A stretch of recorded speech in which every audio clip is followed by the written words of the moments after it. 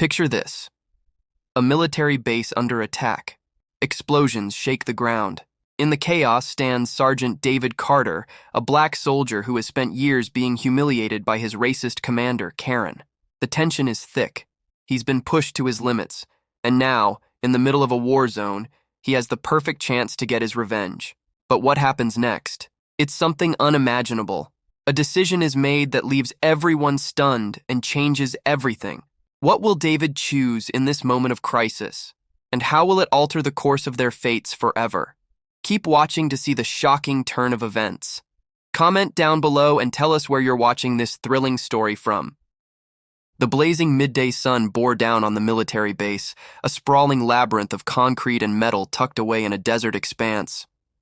Sergeant David Carter stepped out of the transport truck, his tall, broad frame casting a long shadow over the dust-covered ground. His dark skin gleamed under the unforgiving sun as he adjusted his duffel bag and took a deep breath. Another posting. Another chance to prove himself. David's arrival was met with a handful of curious glances from soldiers milling about, but he paid them little mind. He had learned long ago not to let stares linger in his mind.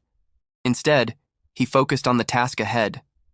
This base was his new home for the foreseeable future, and he intended to leave it better than he found it.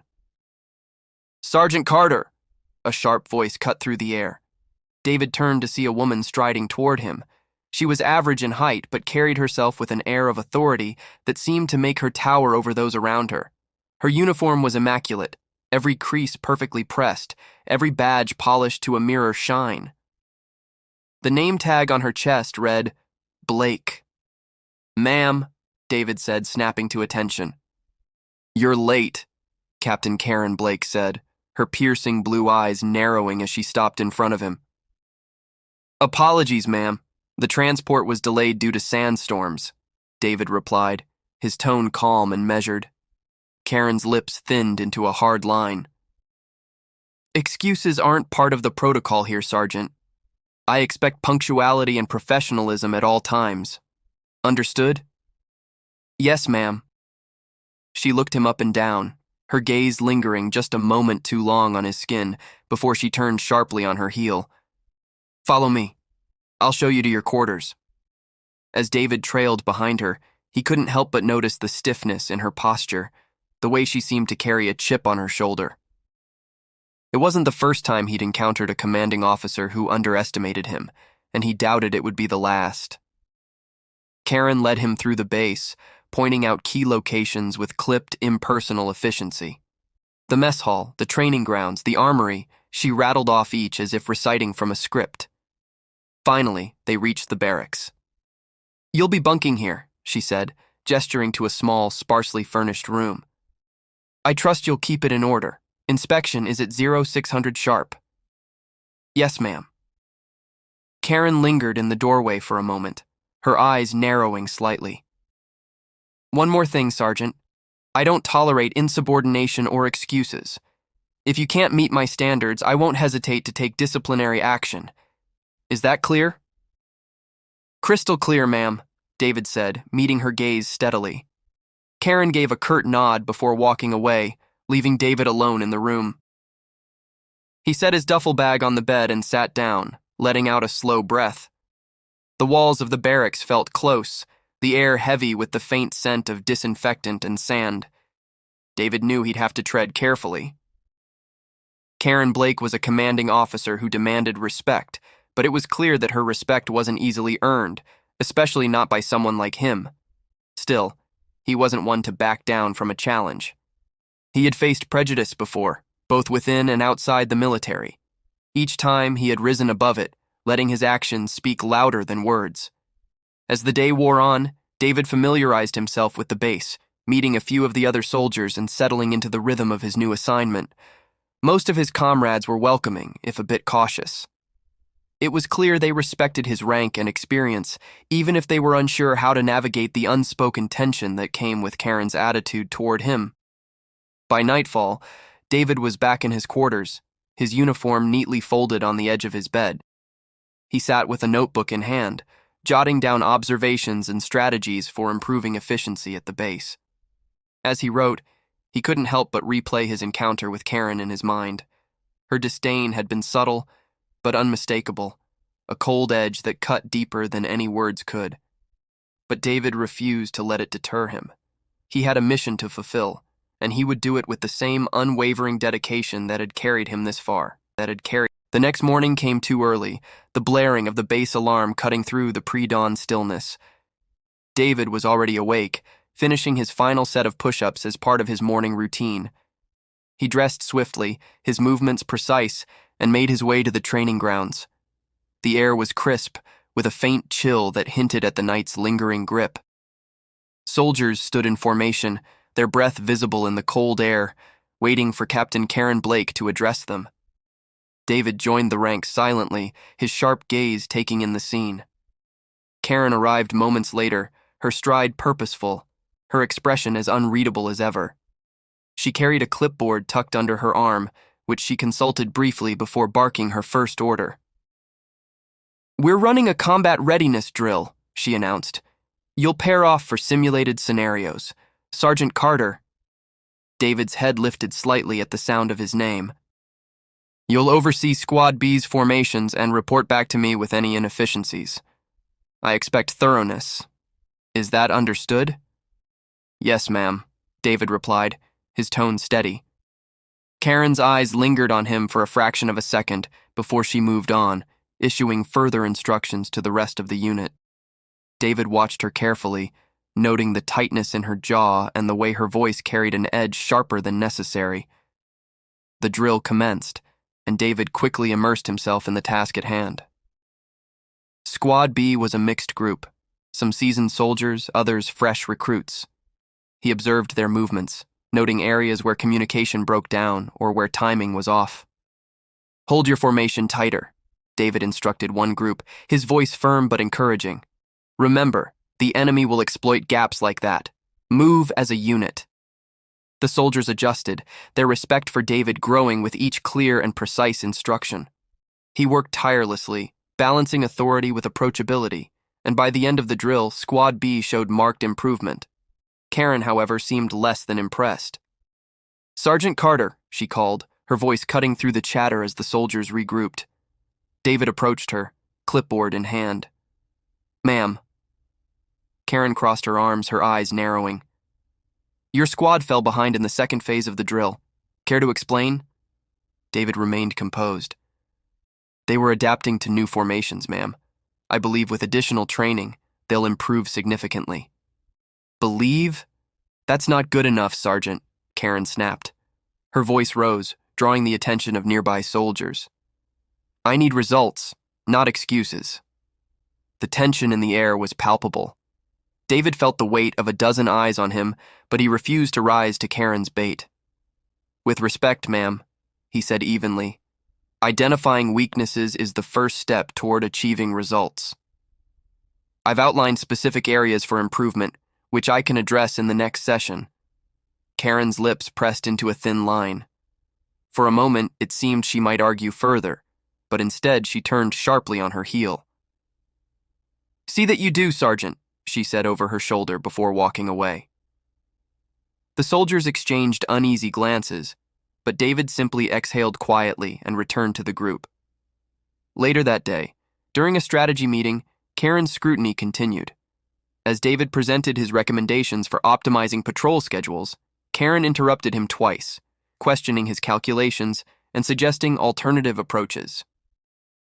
"Your plan assumes ideal conditions," Karen said, leaning back in her chair. "What happens when we're dealing with low morale or equipment failure? Do you have contingencies for that?" "I do, ma'am," David replied calmly, gesturing to a separate section of his report. "I've outlined protocols for those scenarios here." Karen's eyes flicked to the page, and for a brief moment, David thought he saw a flicker of recognition, a grudging acknowledgement of his thoroughness. But she said nothing, simply nodding curtly and moving on to the next agenda item. By evening, the weight of the day began to settle on David. Alone in his quarters, he reflected on the subtle but persistent challenges Karen threw his way.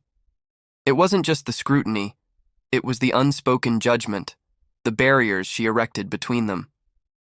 As he jotted down notes for the following day's drills, he reminded himself of why he was here.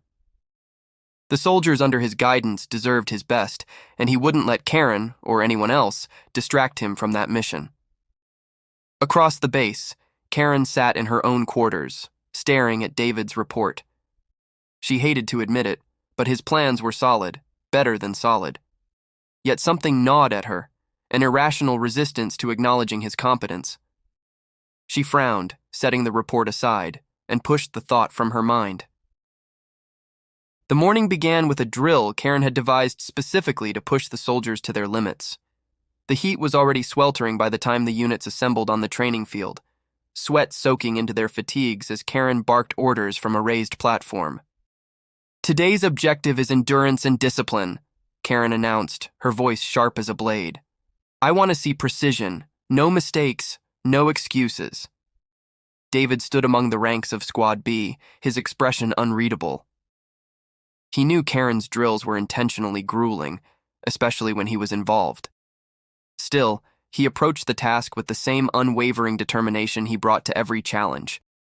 The drill began with a series of obstacle courses, each more punishing than the last. David excelled, navigating the rope climbs, wall hurdles, and simulated combat scenarios with a level of skill that drew the admiration of his squad mates. But it wasn't enough for Karen. "Carter!" she shouted as he landed a perfect dismount from the final obstacle. David turned, standing at attention. "Ma'am." "You're dragging behind the rest of the squad," she said, her tone icy. David blinked, confused. He had been one of the first to complete the course. "Permission to speak freely, ma'am." Karen's eyes narrowed. "Granted." "With respect, ma'am, I believe I completed the course ahead of schedule," David said, keeping his voice level. Karen stepped closer, her expression hard. "Are you questioning my assessment, Sergeant?" "No, ma'am," David replied, his voice calm but firm. "Simply clarifying the facts." The tension between them was palpable. The soldiers nearby shifted uncomfortably, their gazes darting between Karen and David. Karen's lips curled into a thin smile, though it held no warmth. "Consider this your warning, Sergeant. You may think your record earns you special treatment, but I assure you, it doesn't." David met her gaze evenly. "Understood, ma'am." Karen turned away sharply, signaling the end of the drill. As the soldiers dispersed, David heard murmurs of quiet support from his squad mates. "She's got it out for you, Carter," one of them said, clapping him on the shoulder. David offered a faint smile but said nothing. He refused to let Karen's behavior define him, but even his patience had its limits. Later that day, during a tactical briefing, Karen's antagonism reached its peak. David was presenting a revised patrol schedule when Karen interrupted him. "This schedule leaves us vulnerable during the early hours," she said, pointing to a section of the chart. "With respect, ma'am," David said, "I accounted for that by overlapping shifts during high-risk times." "The coverage is solid." Karen's expression hardened. "Are you suggesting I can't read a simple chart, Sergeant?" The room fell silent. David felt the weight of every eye on him. "That's not what I meant, ma'am," he said carefully. Karen's voice rose, her words cutting through the room like a whip. "Then explain why you think it's acceptable to undermine my authority in front of this unit." David's jaw tightened. He had had enough. Slowly, he set the clipboard down and stood straighter, his voice calm but firm. "Ma'am, my intention has always been to serve this unit to the best of my ability. If my efforts are being misinterpreted as anything less, I apologize. But I will not apologize for doing my job." Karen stared at him, her face flushed with anger, but she didn't respond. The tension was thick enough to cut with a knife. Finally, Karen snapped her notebook shut. "Dismissed," she said coldly, walking out of the room. That evening, David sat in his quarters, the day's events replaying in his mind. He had always prided himself on his professionalism, but Karen's relentless antagonism was beginning to take its toll. He picked up a photo from his bedside table, a snapshot of his family, taken before his last deployment. It was a reminder of why he endured, why he refused to give up. No matter how hard Karen pushed him, he wouldn't let her break him. The stillness of the desert night was shattered by a deafening explosion that shook the entire base. David shot upright in his bunk, his instincts kicking in before his mind fully registered the chaos outside. The wail of alarms echoed through the air as the acrid scent of smoke seeped into his quarters. David threw on his boots and gear in seconds, grabbing his rifle and rushing outside. The scene was pandemonium. Flames licked the sides of several buildings, casting flickering shadows over soldiers scrambling for cover. The sharp staccato of gunfire rang out from the perimeter, where the base's security forces were engaging an unseen enemy. David's mind raced as he assessed the situation. The base was under attack, a coordinated large-scale assault by a group of terrorists. "Carter!" a voice called. David turned to see Private Ramirez sprinting toward him, his face pale with fear. "They've breached the west gate! We're outnumbered!" Ramirez shouted. David grabbed his shoulder, steadying him. "Get to cover and regroup with your squad. Tell them to secure the armory." Ramirez nodded and took off, his movements unsteady but determined. David sprinted toward the command center, his heart pounding. He could see Karen on the platform, shouting orders to the disoriented soldiers.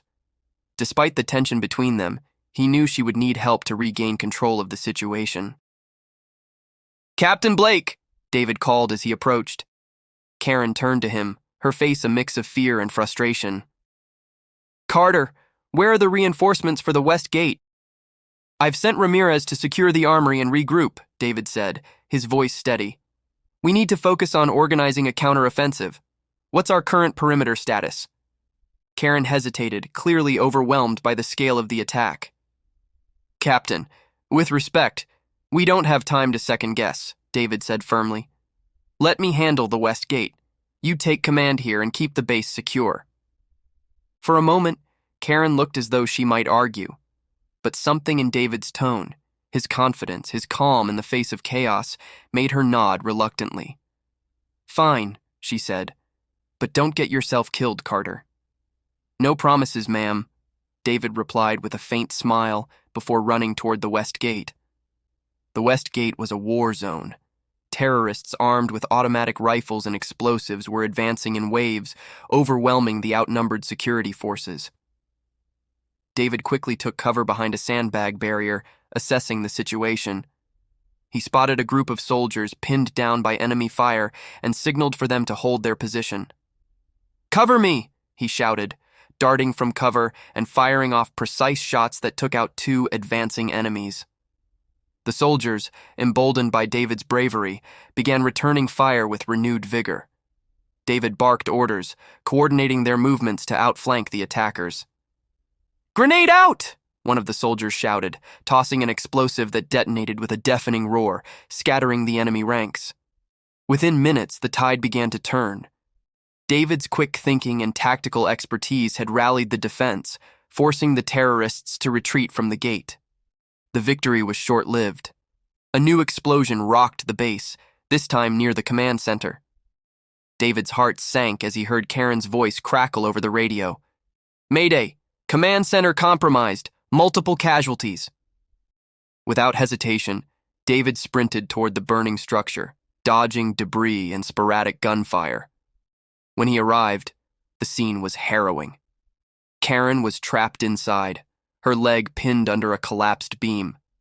Flames were rapidly spreading, and the structure groaned ominously, threatening to give way entirely. "Captain Blake!" David shouted, rushing to her side. Karen looked up, her face pale with pain and fear. "Carter! Leave me! You need to—" "With respect, ma'am," David said, cutting her off as he began lifting the beam. "Shut up and let me do my job." The beam was heavy, and David's muscles strained as he heaved it off Karen's leg. She cried out in pain as he freed her, but she didn't protest further. "Can you walk?" David asked, kneeling beside her. Karen shook her head, tears of frustration in her eyes. "It's broken." David didn't hesitate. He hoisted her onto his shoulders in a fireman's carry, ignoring the searing heat and the bullets zipping past them. The building groaned again, a section of the roof collapsing behind them as David made his way toward the exit. "Hold on!" he shouted, tightening his grip on Karen as he sprinted through the flames. They burst out of the building just as it collapsed entirely, the roar of falling debris deafening. David staggered but kept moving, carrying Karen to safety behind a barricade where medics were waiting. As he set her down, she looked up at him, her expression a mixture of shock, gratitude, and something else. Something softer.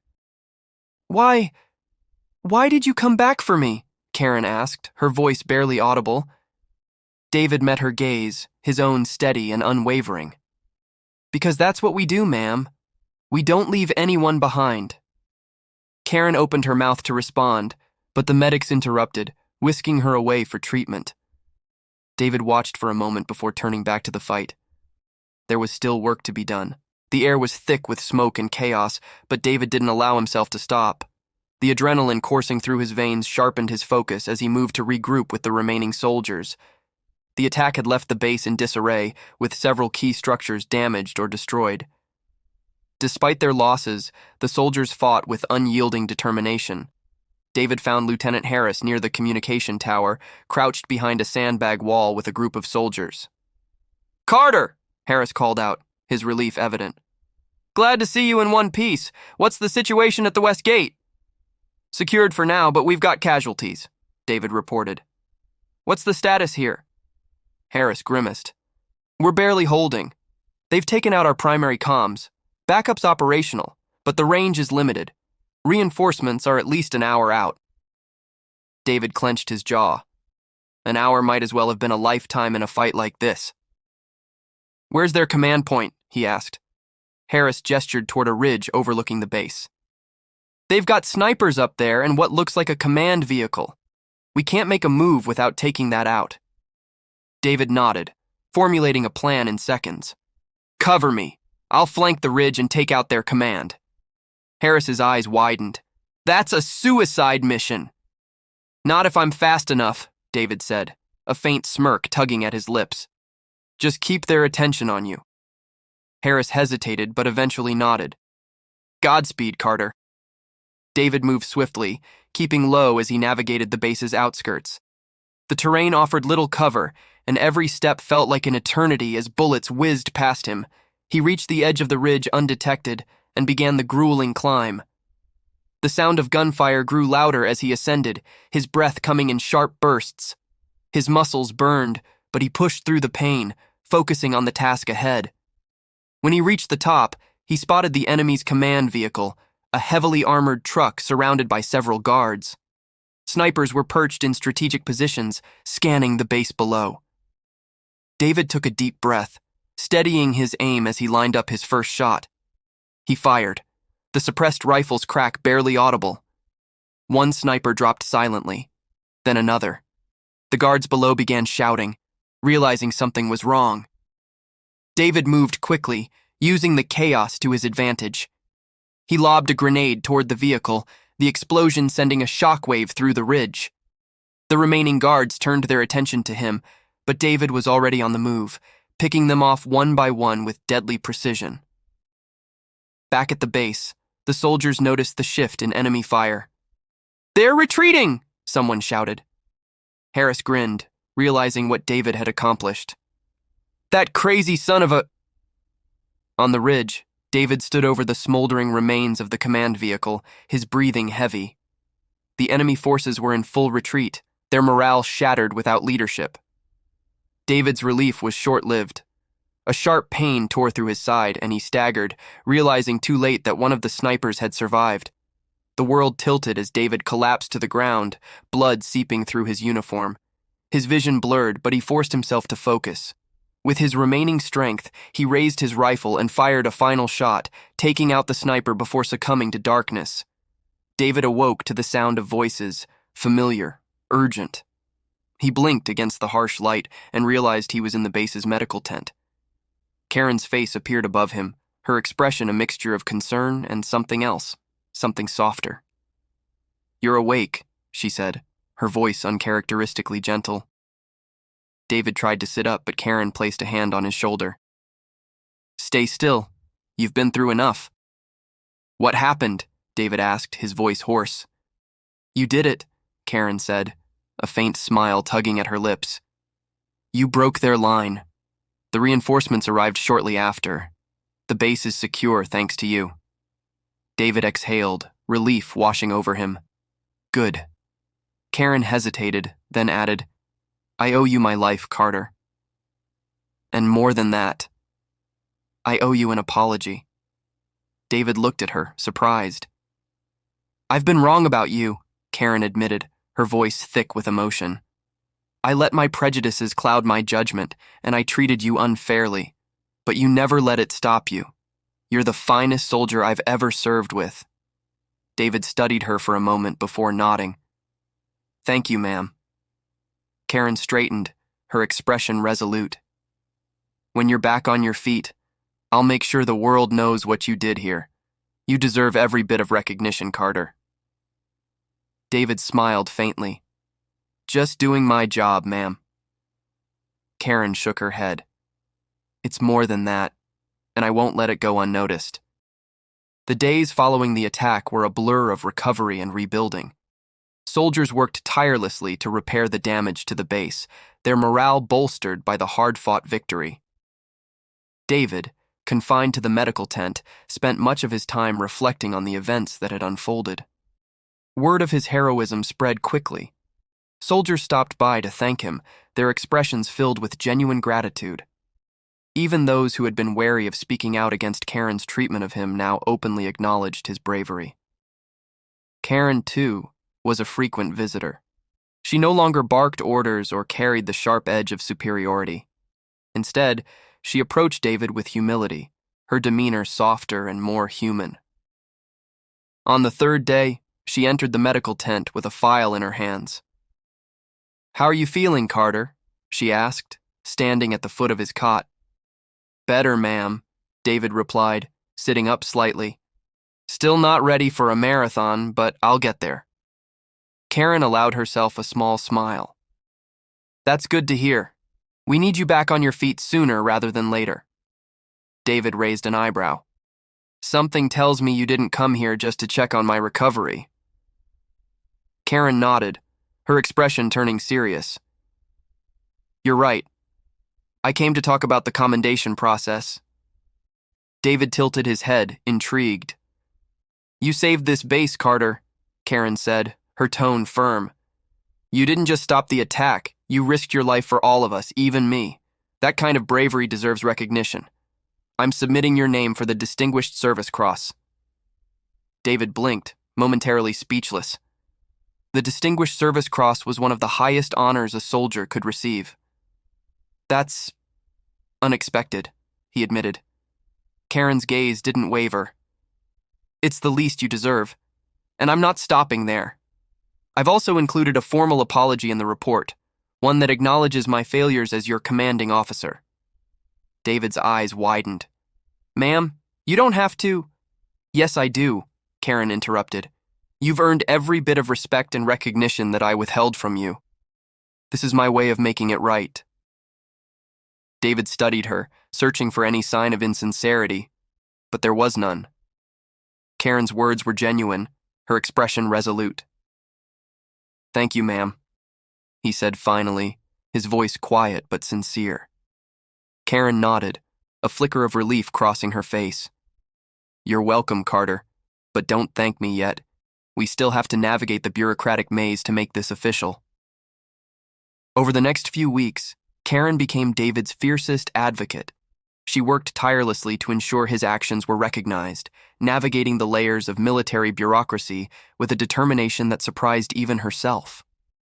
At first, there was resistance from higher-ups who viewed the commendation as excessive, but Karen was relentless, presenting detailed reports, witness statements, and even her own admission of wrongdoing to make her case. Her efforts paid off. One afternoon, David was called to the newly repaired command center. He arrived to find a gathering of soldiers, their faces alight with anticipation. Karen stood at the front, holding a small box. David approached her, his steps slow but steady. He was still recovering, but the sight of his comrades' support gave him strength. Sergeant David Carter, Karen began, her voice carrying across the room. For extraordinary heroism and selflessness in the face of overwhelming odds, it is my honor to present you with the Distinguished Service Cross." She opened the box, revealing the medal, and pinned it to his uniform. The room erupted into applause, the soldiers' cheers echoing off the walls. David felt a swell of pride and gratitude, his chest tightening with emotion. Karen stepped back, meeting his gaze. "You've earned this, Carter. And more importantly, you've earned my respect." David nodded, his voice steady despite the lump in his throat. "Thank you, ma'am." After the ceremony, Karen pulled David aside. "There's one more thing," she said, her tone quieter. "I wanted to say this in private." David nodded, waiting. "I'm sorry," Karen said, her voice filled with genuine remorse. "For everything. For the way I treated you. For letting my prejudices cloud my judgment. You deserved better from me as your commanding officer and as a human being." David regarded her for a moment before responding. "We all have our battles, ma'am. What matters is that you're willing to change." Karen smiled faintly. "You've taught me more about strength and integrity than I ever thought possible, Carter. Thank you for that." David offered a small smile in return. "Any time, ma'am." The weeks following the award ceremony marked a shift in the base's atmosphere. It wasn't just that the soldiers were recovering from the attack or that new fortifications were being built to prevent future incursions. The change was deeper, more profound, a sense of unity forged in the crucible of adversity. David noticed it immediately. Soldiers who had once kept their distance now sought him out, eager to share a laugh or a word of thanks. It was an unfamiliar but welcome change. Even the subtle glances and unspoken camaraderie carried more weight than any formal acknowledgement. Karen had changed too. The sharp edges of her demeanor had softened, though her command presence remained unwavering. She was more approachable, taking time to listen to her soldiers and involve them in decisions. It was as if she had rediscovered what it truly meant to lead. One crisp morning, David stood outside the barracks watching the sunrise. The sky was painted in hues of orange and pink, a stark contrast to the destruction that had scarred the base weeks before. He took a deep breath, letting the cool air fill his lungs. "Beautiful, isn't it?" David turned to see Karen approaching, her hands tucked into the pockets of her jacket. "Yeah," he said, nodding. "It's a good reminder that some things stay constant no matter what happens." Karen stopped beside him, her gaze fixed on the horizon. "I've been meaning to talk to you," she said after a moment. David arched an eyebrow. "You've been doing a lot of that lately."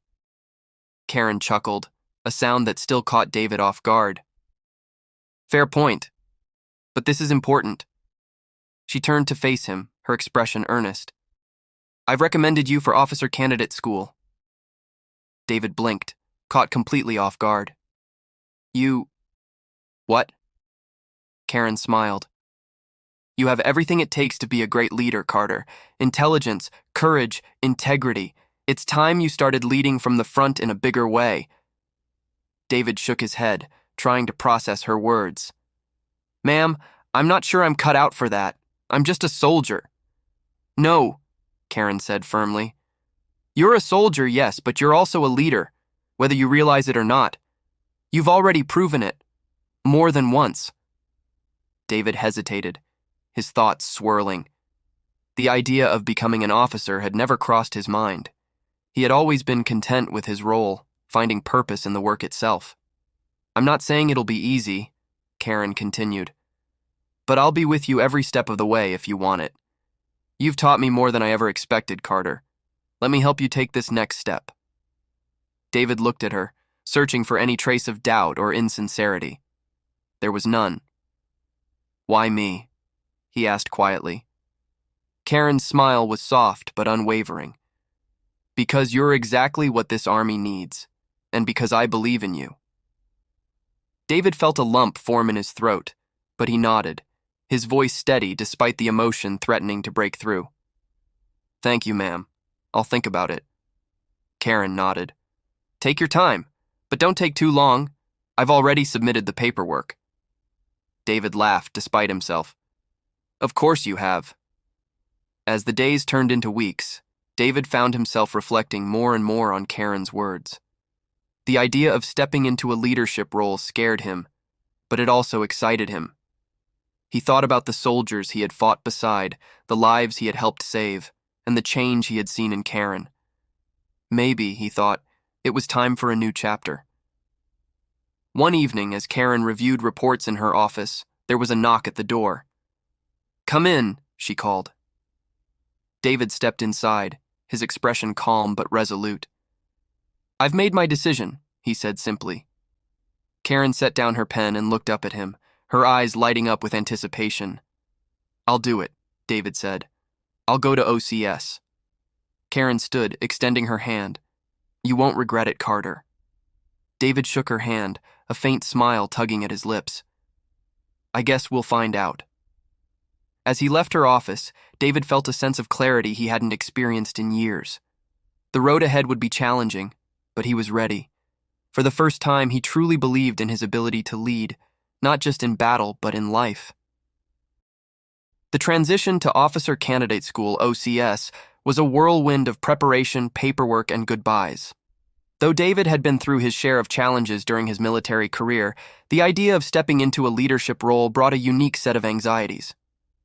He had grown comfortable in his position as a soldier, working in the trenches with his peers. Now he was preparing to stand apart, to guide others instead of being guided.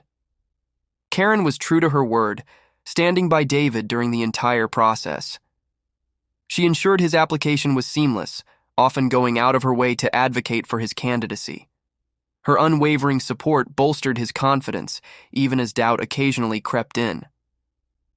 On the day of his departure, the base gathered to see him off. The soldiers lined up, offering handshakes, words of encouragement, and even a few jokes about him returning as a big shot officer.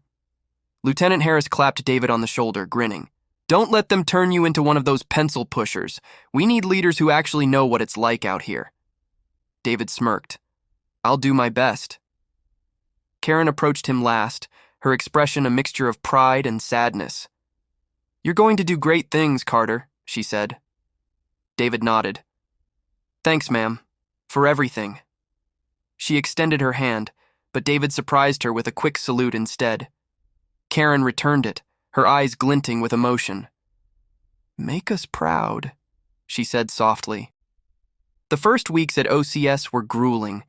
The program was designed to test candidates physically, mentally, and emotionally, ensuring only the most capable soldiers advanced.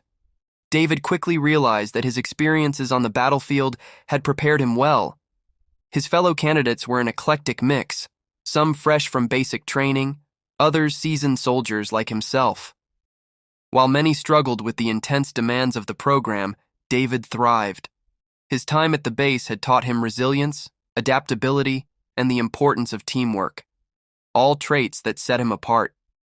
One evening, as David reviewed tactical scenarios in the dimly lit barracks, he found himself reflecting on Karen's transformation.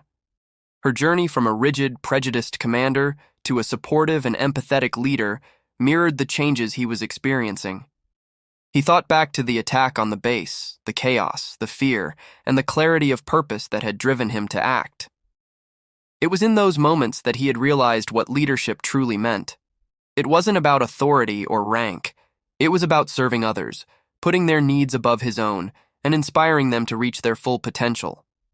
David's leadership skills became evident during a field exercise designed to simulate a combat scenario. The candidates were split into teams and tasked with completing a complex mission under pressure. As the appointed team leader, David quickly assessed the situation, assigning roles based on each soldier's strengths. He maintained a calm demeanor, even when things didn't go as planned, and encouraged his team to adapt and overcome. When the exercise concluded, the instructor, a grizzled sergeant major with decades of experience, pulled David aside. "Carter," he said, his tone gruff but approving, "you've got what it takes. Keep it up." David nodded, a sense of pride swelling in his chest. Letters from Karen arrived regularly, offering words of encouragement and advice. Though she kept the tone professional, David could sense the underlying warmth in her words. She believed in him, and that belief became a source of strength during the toughest moments. One letter stood out. David, it read, leadership isn't about being perfect. It's about being honest, vulnerable, and willing to learn. You've already shown you have the heart for it. The rest will follow. Keep pushing forward. Karen. David read the letter several times, letting the words sink in. By the time the program neared its conclusion, David had emerged as one of the top candidates in his class. His instructors praised his composure, strategic thinking, and ability to inspire those around him. On graduation day, David stood in formation with his fellow candidates, his chest swelling with pride as he received his commission. The journey had been long and challenging, but he had earned his place among the Army's leaders. After the ceremony, David's thoughts drifted back to the base, to the people who had shaped him into the leader he was becoming. He knew he still had much to learn, but he was ready to face whatever challenges lay ahead.